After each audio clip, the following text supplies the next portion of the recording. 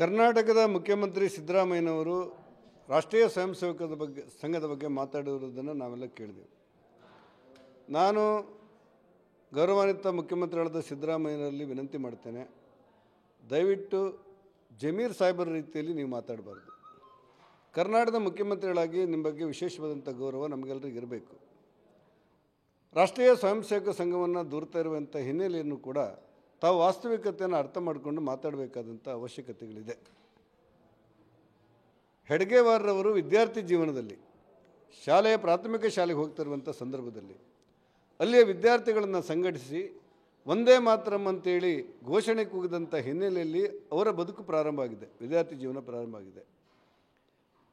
ಹೆಡ್ಗೇವಾರ್ರವರು ಕಟ್ಟಿರುವಂಥ ರಾಷ್ಟ್ರೀಯ ಸ್ವಯಂ ಸೇವಕ ಸಂಘ ಇವತ್ತು ಎಷ್ಟು ಎತ್ತರಕ್ಕೆ ಬೆಳೆದಿದೆ ಅಂತ ಹೇಳಿದರೆ, ಶ್ರೀಮತಿ ಇಂದಿರಾ ಗಾಂಧಿಯವರು 75ರಲ್ಲಿ ತುರ್ತು ಪರಿಸ್ಥಿತಿಯನ್ನು ಹೇರಿದ ಸಂದರ್ಭದಲ್ಲಿ ಹೆಚ್ಚು ಕಡಿಮೆ ಸಂವಿಧಾನವನ್ನು ಅಮಾನತ್ನಲ್ಲಿಟ್ಟು ತುರ್ತು ಪರಿಸ್ಥಿತಿಯನ್ನು ಹೇರಿ ಬಾಬಾ ಸಾಹೇಬ್ ಅಂಬೇಡ್ಕರ್ ಅವರ ಸಂವಿಧಾನಕ್ಕೆ ಸವಾಲು ಒಡ್ಡಿರುವಂಥ ಸಂದರ್ಭದಲ್ಲಿ ನೀವು ಬಹುಶಃ ಆವತ್ತಿನ ಸಂದರ್ಭದಲ್ಲಿ ವಕೀಲರಾಗಿ 30ರ ಆಸುಪಾಸಲ್ಲಿರ್ಬೋದು.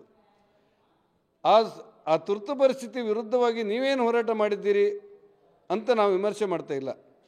ಬದಲಾಗಿ ಆ ತುರ್ತು ಪರಿಸ್ಥಿತಿಯ ಸಂದರ್ಭದಲ್ಲಿ ಹೆಡ್ಗೇವಾರ್ರವರು ಕಟ್ಟಿರುವಂಥ ರಾಷ್ಟ್ರೀಯ ಸ್ವಯಂ ಸೇವಕ ಸಂಘದ ಲಕ್ಷಾಂತರ ವ್ಯಕ್ತಿಗಳು ಜೈಲು ಸೇರಿ ತುರ್ತು ಪರಿಸ್ಥಿತಿಯಲ್ಲಿ ಹೋರಾಟ ಮಾಡಿದರು. ತುರ್ತು ಪರಿಸ್ಥಿತಿಯನ್ನು ಭಾರತದ 2ನೇ ಸ್ವಾತಂತ್ರ್ಯ ಹೋರಾಟ ಅಂತೇಳಿ ಬಿಂಬಿಸಲಾಯಿತು.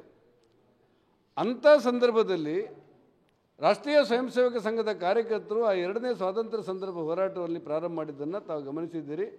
ಆ ಹೋರಾಟಕ್ಕೆ ತುದಿ ಮುಡಿಸಿದ್ದೇ ರಾಷ್ಟ್ರೀಯ ಸ್ವಯಂ ಸೇವಕ ಸಂಘ. ಲಕ್ಷಾಂತರ ಕಾರ್ಯಕರ್ತರು ಜೈಲು ಸೇರುವಂಥ ಪರಿಸ್ಥಿತಿ ನಿರ್ಮಾಣ ಆಗಿತ್ತು.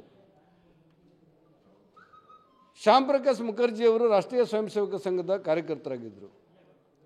ನಿಮ್ಮದೇ ಹೊಂದಾಣಿಕೆಯ ಪಾರ್ಟಿ ನ್ಯಾಷನಲ್ ಕಾನ್ಫರೆನ್ಸ್ ಶೇಖ್ ಅಬ್ದುಲ್ಲಾರವರು ಭಾರತದ ಸಂವಿಧಾನವನ್ನು ಒಪ್ಪೋದಿಲ್ಲ, ಕಾಶ್ಮೀರಕ್ಕೆ ಮತ್ತೊಂದು ಸಂವಿಧಾನ ಬೇಕು ಅಂತ ಹೇಳಿದಾಗ ಅದರ ವಿರುದ್ಧ ಹೋರಾಟ ಮಾಡಿ ಶ್ಯಾಮ್ ಪ್ರಕಾಶ್ ಮುಖರ್ಜಿಯವರು ತಮ್ಮ ಪ್ರಾಣವನ್ನು ಬಲಿದಾನ ಮಾಡಿದ್ದನ್ನು ಒಂದು ಸಾರಿ ತಾವು ನೆನಪು ಮಾಡಿಕೊಳ್ಬೇಕು.